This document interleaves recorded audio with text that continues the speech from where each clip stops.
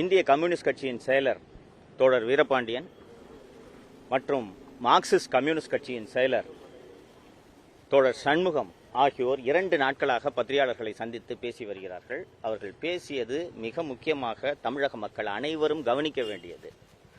அது போதுமான கவனம் பெறவில்லை என்று நான் நினைக்கிறேன். திரு சண்முகம் அவர்கள் நிதானமானவர், அன்பானவர். அவர் இவ்வளவு கோபப்பட்டு நான் பார்த்ததே கிடையாது. புதுக்கோட்டையில் செய்தியாளர்களை சந்தித்த போது மிக கோபமாக திமுகன்னு ஒரு கூட்டணியே கிடையாதுங்க என்று சொன்னார். அதே போல நேற்று செய்தியாளர்களை சந்தித்த இந்திய கம்யூனிஸ்ட் கட்சியின் செயலர் தோழர் வீரபாண்டியன் 2 மாதங்களில் தாவேக ஆட்சி கவிழும் என்று திமுக தலைவர் சொல்வது அவருக்கு அழகல்ல என்று சொன்னார்.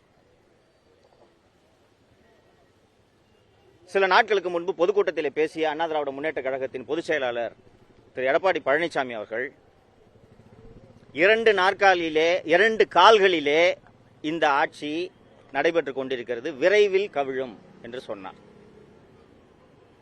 இந்த 2 கட்சிகளும் ஒரு விஷயத்தை புரிந்து கொள்ள வேண்டும்.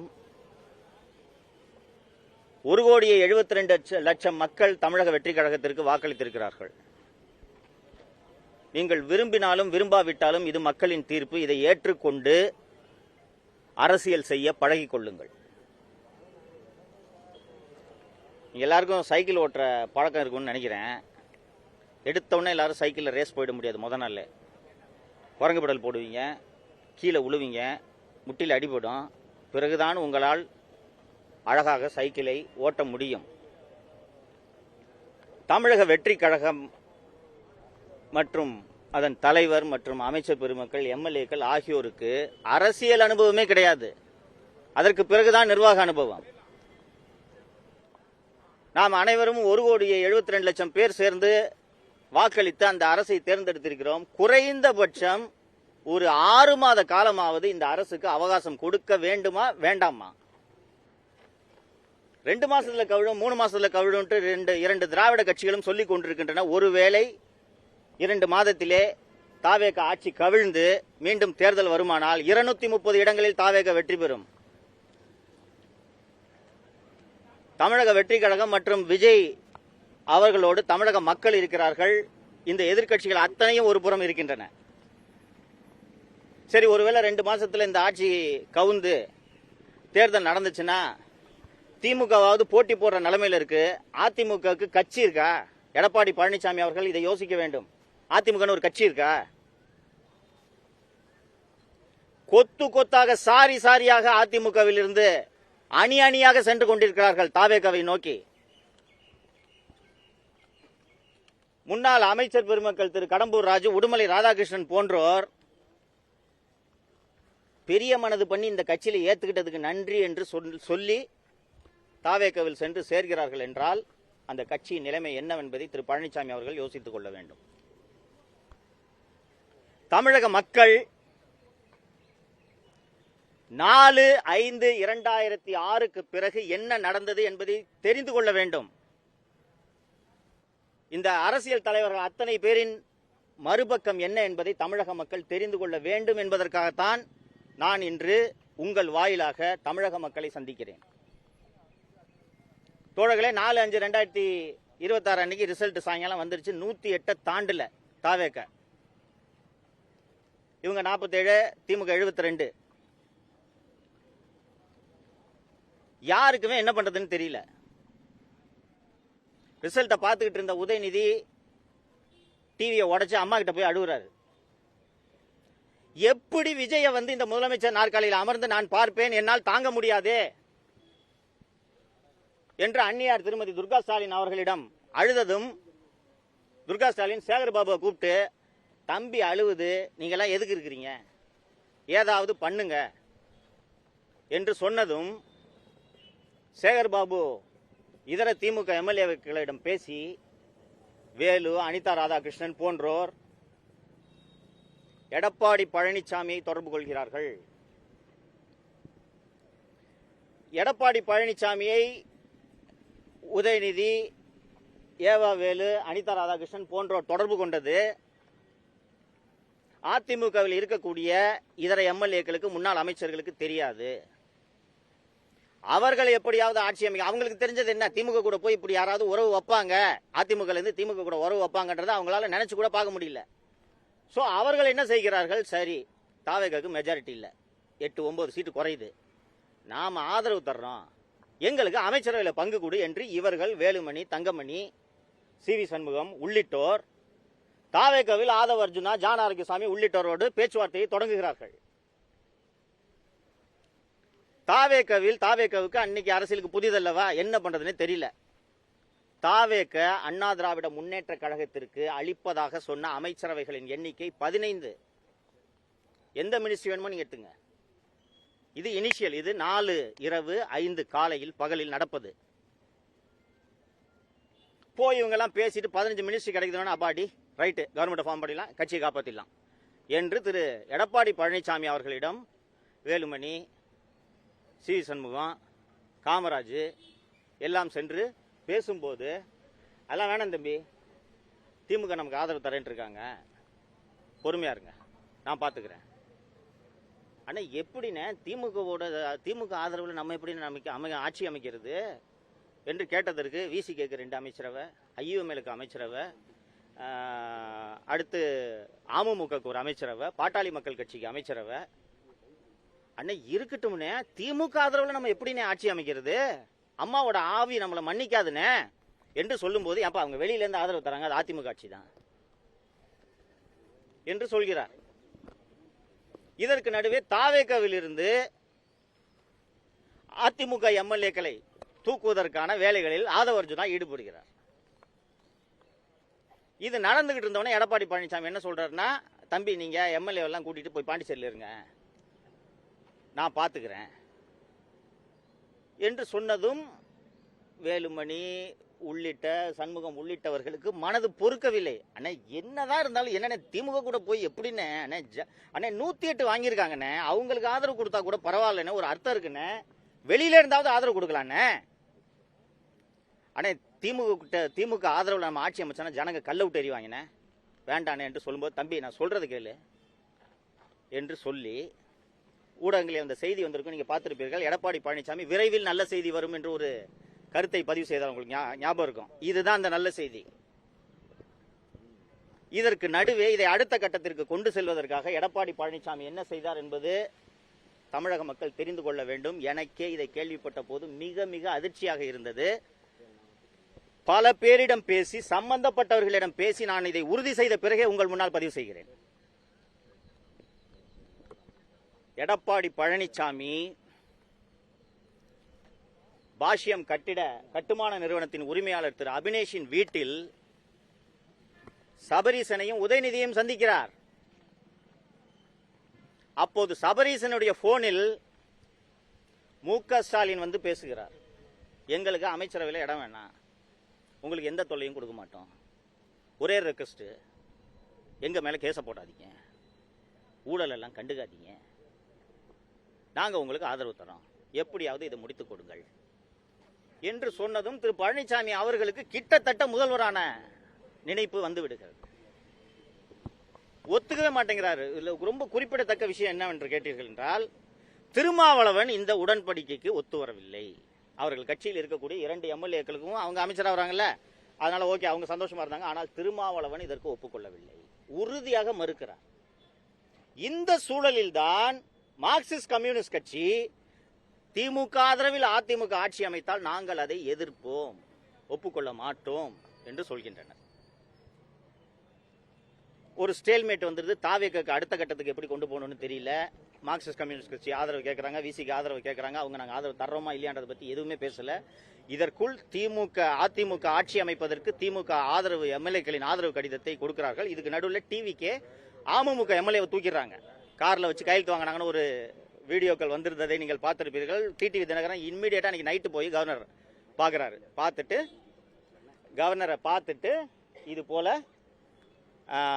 ஆள் தூக்கும் வேலையில் தாவேக ஈடுபடுகிறது, நீங்கள் தலையிட வேண்டும் என்று சொன்னதும் தாவேக்கு தடுமாற்றம் ஏற்படுகிறது. உடனடியாக இது போல ஆள் தூக்குற வேலையில் தாவேக ஈடுபடுகிறது என்றதும் மார்க்சிஸ்ட் கம்யூனிஸ்ட் கட்சி நாங்கள் திமுக ஆதரவில் அதிமுக ஆட்சி அமைப்பதற்கு உடன்பட மாட்டோம் என்று உறுதியாக தெரிவித்து விடுகின்றனர். இதை அடுத்த கட்டத்துக்கு நவுத்த முடியல. திமுக ஆதரவில் அதிமுக ஆட்சியிலிருந்து நவுத்த முடியல. சோ அடுத்து என்ன செய்வது என்ற ஒரு நெருக்கடியான சூழல் வரும்போது அதிமுகவின் மூத்த தலைவர்கள் ஒரு முடிவெடுக்கிறார்கள். சரி, இதற்குத்தான் இடதுசாரிகள் எதிர்ப்பு தெரிவிக்கின்றனர். திமுகவின் ஆதரவில் அதிமுக ஆட்சி அமைப்பதற்கு இடதுசாரிகள் எதிர்ப்பு தெரிவிக்கின்றனர். தோழர் தொல் திருமாவளவனை முதல்வராக்கலாம் என்று சொன்னால் தமிழகத்தின் முதல் தலித் முதலமைச்சர் என்பதற்கு யாரிடமிருந்தும் எதிர்ப்பு வராது. அப்போது சுயநலத்துக்காக கூட்டணி அமைத்து ஆட்சி அமைத்தார்கள் என்ற அவப்பெயரிலிருந்தும் தப்பிக்கலாம் என்று சொல்லும் போது அதிமுகவிலிருந்தே எதிர்ப்பு குரல் கிளம்புகிறது. திருமாவளவனை முதல்வராக்கிட்டு நான் எப்படி என் தொகுதிக்கு போறது என்று சில எம்எல்ஏக்கள் எதிர்ப்பு தெரிவிக்கிறார்கள். ஏன்னா விழுப்புரம் மாவட்டம், கள்ளக்குறிச்சி மாவட்டத்தில் தான் அதிமுக சில எம்எல்ஏக்களை ஜெயிச்சிருக்கு. அவங்க எதிர்ப்பு தெரிவிக்கிறாங்க, நாங்க எப்படிங்க போறது என்று. அவர்களை பேசி சமாதானம் செய்து பாட்டாளி மக்கள் கட்சியின் ஆதரவையும் கோருவோம் என்று அதிமுகவின் ஒரு மூத்த தலைவர் அன்புமணியிடம் பேசுகிறார். அன்புமணி கிட்ட பேசின உடனே அன்புமணி என்ன சொல்றாரு, ஏங்க அவங்க சிஎம் ஆக்கிட்டு நாங்க எப்படிங்க கட்சி நடத்த, அதெல்லாம் முடியாது, வேணா அவங்க 2.5 வருஷம் நாங்க 2.5 வருஷம் என்று ஒரு ப்ரொபோசல் அன்புமணி சொன்னோன்னே இது சரியா வராதுங்க என்று இணைப்பு துண்டிக்கப்படுகிறது. 10 நிமிடங்களில் மீண்டும் இணைப்பில் வந்த திரு அன்புமணி அவர்கள் அவங்க 2 வருஷம் அதெல்லாம் வேண்டாம், சௌமியா அன்புமணி அவர்களுக்கு துணை முதல்வர் கொடுத்தால் நாங்கள் இந்த ஏற்பாட்டுக்கு சம்மதம் தெரிவிக்கிறோம், திருமாவளவன் முதல்வராவதற்கு எங்களுக்கு சம்மதம், நாங்களும் அமைச்சரவையில் பங்கெடுக்க வேண்டும் என்ற நிபந்தனை மற்றும் அன்புமணி விதிக்கிறார். மார்க்சிஸ்ட் கம்யூனிஸ்ட் கட்சி ஒப்புக்கொண்டனர், இந்திய கம்யூனிஸ்ட் கட்சி ஒப்புக்கொண்டனர், ஐயுஎம்எல் ஒப்புக்கொண்டனர், அதிமுகவின் அனைத்து 46 எம்எல்ஏக்களும் ஒப்புக்கொள்கின்றனர், திமுகவிலும் அனைவரும் ஒப்புக்கொள்கின்றனர், கனிமொழி ஒப்புக்கொள்கிறார். உதயநிதி அவர்கள் அதிமுகவில் இருக்கக்கூடிய மூத்த தலைவர் திரு வேலுமணி அவர்களை அழைத்து இது போன்ற அற்புதமான ஒரு யோசனை எங்களுக்கு தோன்றாமல் போய்விட்டது, மிகச் சிறப்பான யோசனை, சமூக நீதி என்று பேசிவிட்டு முதல் முறையாக ஒரு தலித்தை தமிழகத்தின் முதலமைச்சர் ஆக்கி இருக்கிறோம் என்ற பெருமை 2 திராவிட கட்சிகளுக்குமே வரும், சிறப்பான யோசனை, இதை செய்யுங்கள் என்று அவர்கள் அத்தனை பேரும் சம்மதம் தெரிவித்த பிறகு உங்களுக்கு எல்லாம் நினைவு இருக்கும், 46 எம்எல்ஏக்களும் சேர்ந்து திரு எடப்பாடி பழனிசாமியின் வீட்டிலே ஒரு கூட்டம் நடந்தது, எம்எல்ஏக்கள் கூட்டம். அந்த கூட்டத்தில் இந்த ப்ரொபோசலை வைக்கிறாங்க. திருமா சம்மதிச்சிட்டாரு, எல்லாருக்கிட்டையும் பேசிட்டோம், சம்மதிச்சிட்டாங்க. திருமாவை முதல்வராக்கலாம் என்று சொல்லும் போது எடப்பாடி பழனிசாமி திருமாவளவனை முதல்வராக்கிறதுக்காக நான் கட்சி நடத்துறேன், ஒன்னு நான் முதல்வராகணும், இல்லைன்னா யாருமே முதல்வராக கூடாது, யாரை நான் முதல்வராக்க விடமாட்டேன், யாரை கேட்டுட்டு திருமாவளவனை முதல்வராக்கிற யோசனையில் நீங்க இறங்குனீங்க, இந்த கட்சியை வீணா போனாலும் பரவாயில்ல, நான் திருமாவளவன் முதல்வராவதற்கு சம்மதிக்க மாட்டேன் என்று சொல்லும் போதுதான் கடுமையான வாக்குவாதம் அந்த எடப்பாடி பழனிசாமியின் வீட்டிலே ஏற்படுகிறது. கிட்டத்தட்ட கை கலப்புக்கு போயிடுச்சு. பெயரை குறிப்பிட விரும்பல, நீங்க ஊகிச்சு கண்டுபிடிச்சிருவீங்க நினைக்கிறேன். என்னதான் வேணும் உனக்குன்னு கேட்டுட்டாங்க எடப்பாடி பார்த்து. திருமாவளவன் முதல்வர் ஆகிறதுக்கு நீங்க சம்மதிக்க மாட்டீங்க, ஆனா திமுக ஆதரவுல நீங்க முதலமைச்சர் ஆகலாமா? 19 ஆரம்பிச்சு இன்னைக்கு வரைக்கும் நடந்த அத்தனை தேர்தலிலும் அதிமுக தோல்வி. எந்திரிச்சு வந்த நான் பாத்துக்கிறேன் தம்பி, நீங்க போங்க கவலைப்படாதீங்க, நான் பாத்துக்கிறேன் தம்பி, நீ சொன்னதை நம்பி தானே நாங்க தேர்தலில் போட்டிட்டோம். இன்னைக்கு அதிமுக சார்பில் தேர்தலில் போட்டிட்ட அத்தனை பேர் 5 கோடி ரூபாய் கடன்ல இருக்காயா, வட்டி கட்டிட்டு இருக்காயா. அவங்களுக்கு என்ன வழி? தொடர்ந்து தோத்துக்கிட்டே இருந்தா 108 சீட்ல கட்சி ஆரம்பிச்சு 3 வருஷம் ஆன ஒரு கட்சி 108 சீட்ல ஜெயிச்சிருக்காங்க. ஒட்டுமொத்த சமூகமும் தாவேக்கு பின்னால் நிற்கிறது. தொடர்ந்து தோல்வியை சந்தித்துக் கொண்டிருக்கக்கூடிய இந்த அதிமுக கட்சியை எந்திரிச்சு நிக்கிறதுக்கு என்னதாங்க உங்ககிட்ட யோசனை? நான் திருமாவளவனையும் சிஎம் ஆக்க விட மாட்டேன், தாவேக்கு ஆதரவு கொடுக்கலாம், அவங்க 15 அமைச்சரவை தர்றேன்னு சொல்றாங்க, இல்ல வெளியில இருந்து ஆதரவு தர்றேன்னு சொல்றாங்க. நாங்க ஒரு யோசனை சொன்னா அதுக்கும் ஒத்துக்க மாட்டீங்க. ஆனா நீங்க திமுக ஆதரவோடு முதல்வர் ஆகலான்னு சொன்னா எப்படி கட்சிக்காரன் ஏத்துக்குவான்? அம்மாவோட ஆன்மா நம்மள மன்னிக்குமா? ரோட்ல போனா ஜனங்க கல்லெடுத்து அடிக்க மாட்டாங்களா? முடிச்சிடுறேங்க, நான் முடிச்சிடுறேன், முடிச்ச பிறகு முடிக்கிற வரைக்கும் வெயிட் பண்ணுங்க என்று சொன்ன பிறகுதான் எடப்பாடி பழனிசாமி அதற்கும் சம்மதிக்கவில்லை என்பதால் 30 எம்எல்ஏக்கள் அந்த கூட்டத்திலிருந்து கிளம்பி நேராக சி வி சண்முகம் வீட்டுக்கு சென்று எதிரணியாக உருவாக்கிறார்கள். அப்போது அவர்கள் தாவேக்காவோடு பேச்சுவார்த்தை நடத்துகிறார்கள். 10 அமைச்சர்களை தருவதற்கு தாவேக்கா அன்று தயாராக இருந்தது. 30 எம்எல்ஏக்கள் மொத்தம் 47 எம்எல்ஏல 30 எம்எல்ஏக்கள் சி வி சண்முகம் பக்கம், இந்த பக்கம் 17 எம்எல்ஏக்கள் தான் இருக்கார்கள். உங்களுக்கு நினைவு இருக்குன்னு நினைக்கிறேன். 30 எம்எல்ஏக்கள் அங்கே போனதும் அக்ரி கிருஷ்ணமூர்த்தி தூது அனுப்புகிறார். தூது அனுப்பி அவங்களை அமைச்சரவையில் பங்கெடுத்துக்கிட்டு நான் கட்சியோட பொதுச் செயலாளராக இருக்கிறேன் என்று இவர்களிடம் பேச்சுவார்த்தை நடத்தி கொண்டு அதிமுக எம்எல்ஏக்களிடம் உள்துறை அமைச்சர் அமித்ஷாவிடம் நான் பேசிவிட்டேன், உங்கள் மீது அமலாக்கத்துறை விசாரணை வரப்போகிறது, நீங்கள் யாரும் எம்எல்ஏக்களாக இருக்க மாட்டீர்கள் என்று இந்த புறம் பேசிக்கொண்டு சட்டப்பேரவை சபாநாயகரிடம் இவர்களை தகுதி நீக்கம் செய்யுங்கள் என்ற கடிதத்தையும் கொடுக்கிறார். திரு பழனிசாமி அவர்களின் மிரட்டலுக்கு அஞ்சி அப்போது 5 எம்எல்ஏக்கள் அங்கிருந்து விலகி மீண்டும் திரு பழனிசாமி அவர்களின் அணிக்கு செல்கிறார்கள். அதன் பிறகு இவர்கள் அணி பலவீனமாகிறது.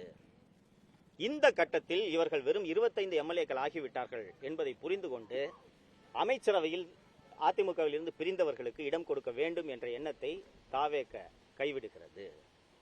அதற்கு பிறகு மறுநாள் வாக்கெடுப்பு. அந்த வாக்கெடுப்பில் தான் 25 பேர் தாவேக்கு ஆதரவாக வாக்களித்தனர். நான் இப்போது மக்களுக்கு ஒரு சார் கேட்டார், என்னதான் ஏன் சொல்ல வர்ற மக்களுக்கு அப்படின்னு. அதிமுக என்ற கட்சிக்கு இன்று எதிர்காலம் இல்லை, அதன் தலைமை மாற்றப்பட வேண்டும் என்கிறேன். தொடங்கி நடந்த 52 ஆண்டுகளில் 32 ஆண்டுகள் தமிழகத்தை ஆண்ட கட்சி, நம்ம எல்லாருக்கும் நல்லது பண்ண கட்சி. அது மாணவர்களுக்கு இலவச லேப்டாப் வழங்கின கட்சி, மாணவர்களுக்கு சைக்கிள் வழங்கின கட்சி, தமிழகத்துக்கு எவ்வளவோ நன்மை செய்த கட்சி இன்று கற்பூரம் போல கரைந்து கொண்டிருக்கிறது. இது எனக்கு வருத்தமாக இருக்கிறது. எனக்கு அதிமுகவை சேர்ந்த வழக்கறிஞர்கள் தான் தமிழகத்தின் பல்வேறு மாவட்டங்களில் நீதிமன்றங்களில் எனக்காக ஆஜரானார்கள். அவர்களில் 90% இன்று தாவேக்காவில் இருக்கிறார்கள். திருச்சி மாவட்டத்திலே எனக்காக ஆஜரான எனது அன்பிற்குரிய நண்பர் திரு முல்லை சுரேஷ் அவர்கள் உட்பட இன்று பலர் தாவேக்காவிற்கு சென்று விட்டனர். தமிழகத்தின் இன்னொரு காங்கிரஸ் கட்சியாக அதிமுக மாறிவிட்டது. காங்கிரஸ் கட்சியான தலைவர்கள் மட்டும்தான் இருப்பாங்க, தொண்டர்களே இருக்க மாட்டாங்க.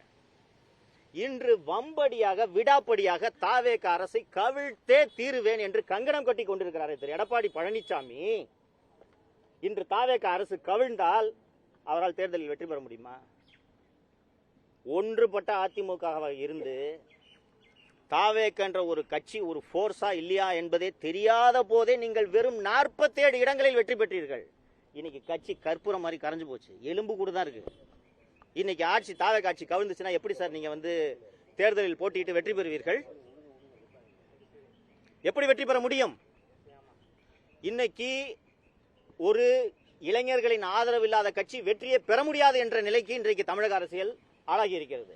அப்படி இருக்கும்போது 72 வயதான திரு எடப்பாடி பழனிசாமியால் அண்ணா திராவிட முன்னேற்ற கழகத்தை எப்படி வழிநடத்த முடியும்? இந்த கேள்வியை அண்ணா திராவிட முன்னேற்ற கழகத்தில் இருக்கக்கூடிய தொண்டர்கள் எழுப்ப வேண்டும் என்று நான் கேட்டுக்கொள்கிறேன்.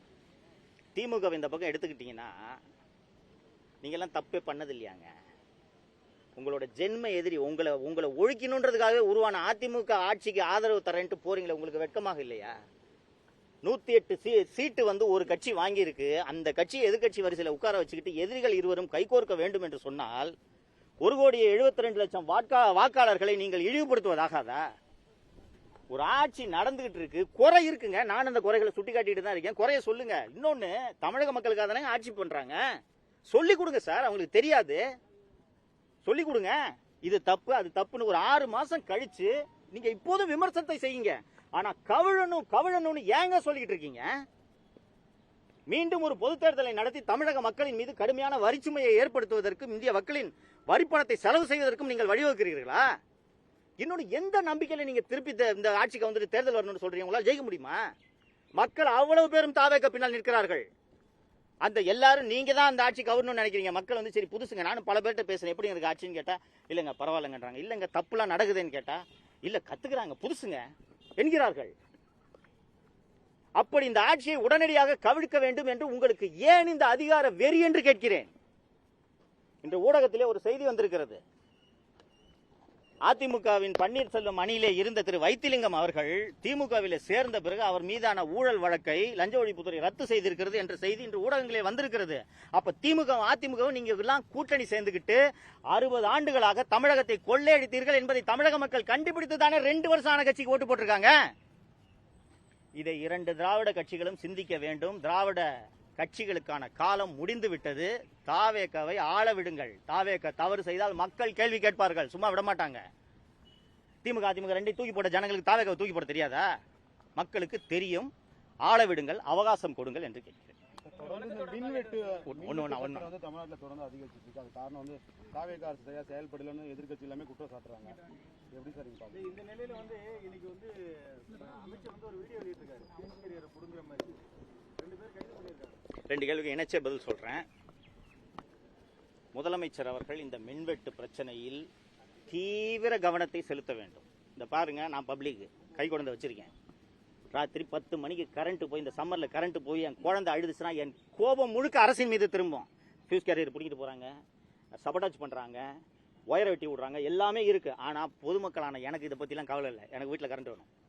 ஸோ தீவிர கவனத்தை செலுத்தி தமிழக அரசு இதன் மீது நடவடிக்கை எடுக்க வேண்டும். 1. மின்சாரத்துறை அமைச்சர் திரு நிர்மல்குமார் அவர்களுக்கு ஏகப்பட்ட துறைகள் வழங்கப்பட்டுள்ளன. மின்சாரத்துறையும் அவர் பார்க்கிறாரு, லஞ்ச ஒழிப்புத்துறையும் அவர் பார்க்கிறாரு. லஞ்ச ஒழிப்புத்துறைக்காக மட்டும் பிரத்யேகமாக ஒரு அமைச்சரை நியமித்து 24 மணி நேரமும் இயங்க வேண்டிய அளவுக்கு திமுக ஆட்சியில் ஊழல் நடந்திருக்கிறது.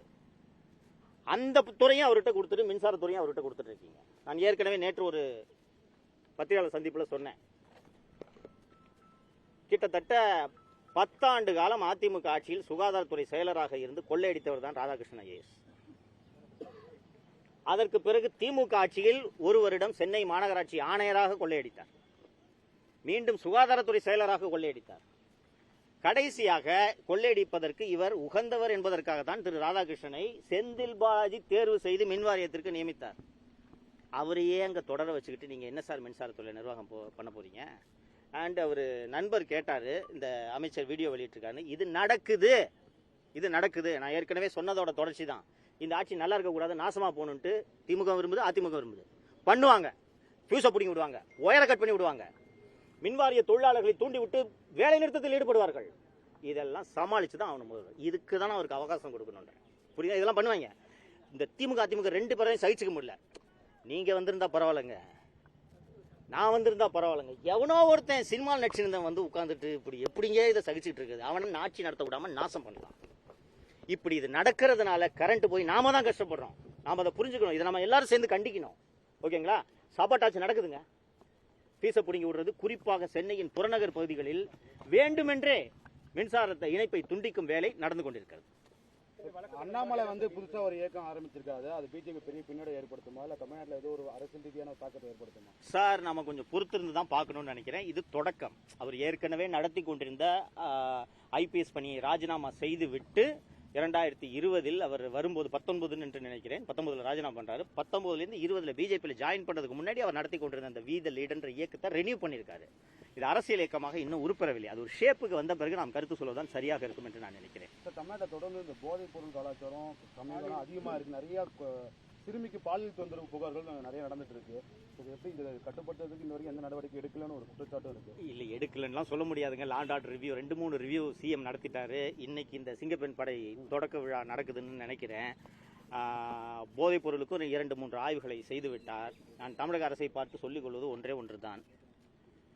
காவல்துறையின் முக்கால்வாசி ஈரல் திமுக ஆட்சியில் அழுகி போய்விட்டது. அதை சரி செய்வதற்கான பணி கொஞ்சம் கடினமான பணி. முதல்வர் அதில் தீவிரமாக கவனம் செலுத்த வேண்டும். போலீஸ் டிபார்ட்மெண்ட் பிடிச்சி ஒரு உழுக்க வேண்டியது. அதாவது என்னன்னா, மேல தலைமையை மாத்திருக்காரு, கீழே புறையோடி போயிருக்கும் அந்த ஊழல் அப்படியே இருக்கிறது. போதைப் பொருள் கடத்துபவர்கள், சட்டவிரோத செயல்களில் ஈடுபடுபவர்களோடு இன்னும் கீழ்மட்ட காவல்துறையினர் கரம் கோர்த்து கொண்டுதான் இருக்கிறார்கள். அதை சரி செய்வதற்கான வழிமுறைகளை முதல்வர் அவர்கள் கண்டறிந்து செயல்படுத்தினால்தான் இந்த அளவுக்கான சேஞ்சஸ் வரும். இல்லைன்னா நீங்க மேல டாப்ல 2 பேர் டிஜிபி மாத்துறீங்க, கமிஷனர் மாத்துறீங்க, இதெல்லாம் மாத்தீங்கன்னா கீழே இருக்க அதே ஆள் தான் இருக்காங்க. இப்போ நீங்க ராம்ஜி நகர் ஸ்டேஷன் எடுத்தீங்கன்னா போன வருஷம் 6 மாசம் முன்னாடி இருந்த அதே இன்ஸ்பெக்டர் தான் இப்பவும் இருப்பாரு. டவுன் ஸ்டேஷன் இன்ஸ்பெக்டர் பாத்தீங்கன்னா அதே இன்ஸ்பெக்டர் தான் இருப்பாரு. நீங்க இதை மாத்தாம எப்படி அது சரியாகும்? சோ இந்த சீரமைப்பை துரிதப்படுத்த வேண்டும் என்று நான் கேட்டுக்கொள்கிறேன். காவல் நிலையத்தில் ஆள் பற்றாக்குறை பெரிய அளவுல பாதிப்பு ஏற்பட்டு. அதை பற்றி எதுவுமே கன்சிடர் பண்ணுற மாதிரி தெரியும். பண்ணுவாங்கன்னு நினைக்கிறேன். நான் ஏற்கனவே சொன்னது மாதிரி புதியவர்கள் கற்றுக்கொண்டிருக்கிறார்கள். ஸோ அதனால கொஞ்சம் நாம் அவர்களுக்கு அவகாசம் கொடுக்க வேண்டும் என்று நான் நினைக்கிறேன். ஆள் பற்றாக்குறை உட்பட இன்னும் நிறைய பிரச்சனை இருக்கு சார் போலீஸ் டிபார்ட்மெண்ட்ல. இன்னைக்கு நடக்கக்கூடிய லா அண்ட் ஆர்டர் இஷ்யூஸ்க்கு பெரும்பாலான issues core issues, fundamental issues இருக்கு. அந்த ஃபண்டமெண்டல் இஷ்யூஸை அட்ரஸ் பண்றதுக்கு முதல்வர் அவர்களுக்கு உள்ளபடியே தெரியாது, என்ன இஷ்யூன்றதே தெரியாது. ஃபர்ஸ்ட் இது வரைக்கும் இஷ்யூவே ஐடென்டிஃபை பண்ணல. ஸோ நல்ல அதிகாரிகள் நியமித்திருக்கார். அவர்கள் துணையோடு இந்த அடிப்படையான ஃபண்டமெண்டல் இஷ்யூஸை கண்டறிஞ்சு அதை கலைந்தால்தான் இந்த சட்டம் ஒழுங்கு பிரச்சனையை நீங்க சரி பண்ண முடியும். நீங்க நைட்டு பெட்ரோல, அதாவது பைக்ல ஜீப்ல போறதுக்கு பதிலாக போலீஸ்காரங்களை ரோட்ல நடக்க விட்டா குற்றம் குறைஞ்சிருமான்லாம் இல்ல. ஜீப்லயாவது வேகமா போகலாம், நடந்து போனீங்கன்னா அடுத்த தெருக்கு போய் கிரைம் பண்ணிட்டு போயிடுவாங்க. ஸோ ஃபண்டமெண்டல் சேஞ்சஸ் பண்றதுக்கான வழிமுறைகளை முதல்வர்கள் கண்டறிய வேண்டும். இந்த ஒரு மாசத்துல ஒரு மன அழுத்தத்தில் இருக்கதா சொல்லி காவல்துறை அதிகாரி சொல்றாங்க. குறிப்பா அந்த வார விடுமுறை கொடுக்கணும், ஆனா இது வரைக்கும் அது காவல்துறை யாரும் கொடுக்கல. பணி சுமை அதிகமா இருக்கு, அதனால அந்த பேர் தற்கொலை பண்ணி சூழ்நிலை ஏற்படுதுங்கிறாங்க. இதுக்கு எந்த அரசு நடவடிக்கை இருக்கு? மகேஷ்குமார் அகர்வால் என்ற ஒரு அற்புதமான அதிகாரி தமிழக காவல்துறையின் தலைமை இயக்குநராக வந்துள்ளார். நீங்கள் சொல்ற இஷ்யூ உட்பட எல்லா இஷ்யூவையும் அவர் அட்ரஸ் பண்ணுவார் நம்பிக்கை எனக்கு இருக்கிறது. நீங்க சொல்றது காலங்காலமாக இருந்து கொண்டிருக்கக்கூடிய இஷ்யூ, இதையும் அட்ரஸ் பண்ணுவார். பட் அதை விட ரொம்ப முக்கியம் இன்னைக்கு கிரைம் பிரிவென்ஷன் அண்ட் டிடெக்ஷன். ஓகேங்களா? ஃபர்ஸ்ட் நம்ம நல்லா இருக்கணும், அப்புறம் தான் காவல்துறையினரோட நலனை பத்தி பேசணும். ஓகேங்களா? அதனால ஃபர்ஸ்ட் இதை சரி பண்ணணும். மக்களுக்கு ரோட்ல போகும்போது எனக்கு என் பொண்ணு போயிட்டு வீட்டுக்கு பத்திரமா வருமானு ஒரு தாயோ தகப்பனோ அஞ்சுனோம்னா அது என்னங்க சமூகம்? அதை சரி பண்ணணும். அப்புறம் காவலர்களுக்கு வார விடுமுறை பற்றி பேசலாம். இல்ல இப்போ திமுக பாத்தீங்கன்னா போன தடவை நீங்க பேசினதுக்காக உங்க மேல வழக்கெல்லாம் போட்டு இவ்வளவு தூரம் பண்ணாங்க. இப்போ அதே தானே இப்போ வந்து நேற்று மாரி செல்வராஜ் மேல வந்து இப்போ அரெஸ்ட் பண்ணியிருக்காங்கல்ல, அதை பத்தி நான் தமிழக முதல்வர் அவர்களிடம், திரு மாரிதாஸ் அவர்களின் கைது குறித்து தமிழக முதல்வர் அவர்களிடம் வேண்டுகோளாக வைக்கிறேன், ஆலோசனையாக சொல்கிறேன். லுக், மாரிதாஸ் பேசுனது அஃபென்ஸான்னு கேட்டீங்கன்னா, பேசுனது எழுதுனது அஃபென்ஸான்னு கேட்டீங்கன்னா அஃபென்ஸா இருக்கலாம், நான் மறுக்கல. சுப்ரீம் கோர்ட்டும் ஹை கோர்ட்ஸும் பல முறை சொல்லியிருக்காங்க, ஒரு வழக்கில் கைது எப்போது அவசியம். சாட்சிகளை கலைச்சிடுவாரு, தடங்களை அழிச்சுவாரு, ஓடி போயிடுவாரு என்றால் தான். மாரிதாஸ் அவர்கள் பொதுவெளியில் இருப்பவர், தினந்தோறும் அரசை பற்றி பேசிக் கொண்டிருக்கக்கூடியவர். இன்னைக்கு அவர் மேல எஃப்ஐஆர் போடுங்க, நான் ஒன்னும் தப்பு சொல்ல, எஃப்ஐஆர் போடுங்க, கோர்ட்ல சார்ஜ் ஷீட் போடுங்க, அவர் போய் நீதிமன்றத்தில் அந்த வழக்கை எதிர்கொள்ளட்டும். ஆனால் கைது அவசியமே இல்லை. திரு மாரிதாஸ் அவர்கள் நான் ட்விட்டர்ல எழுதுறது நான் இல்லைங்க, என்னோட குளோனுங்கன்ட்டு மறுக்க முடியுமா? முடியாது. அப்புறம் எதுக்கு அரெஸ்ட்? கூட இருக்கிற அதிகாரிகள் அல்லது அமைச்சர் பெருமக்களே சில பேர் தாவேக்கவினரே தூண்டி விடுவாங்க, அண்ணன் தூக்கி உள்ள வச்சாதானே பயம் இருக்கும் அப்படின்னு. ஆனால் மக்கள் அரசை எதிர்த்து மாரிதாஸ் அவர்கள் பேசுவதால் தான் கைது செய்யப்பட்டிருக்கிறார் என்றுதான் பேசுவார்கள்.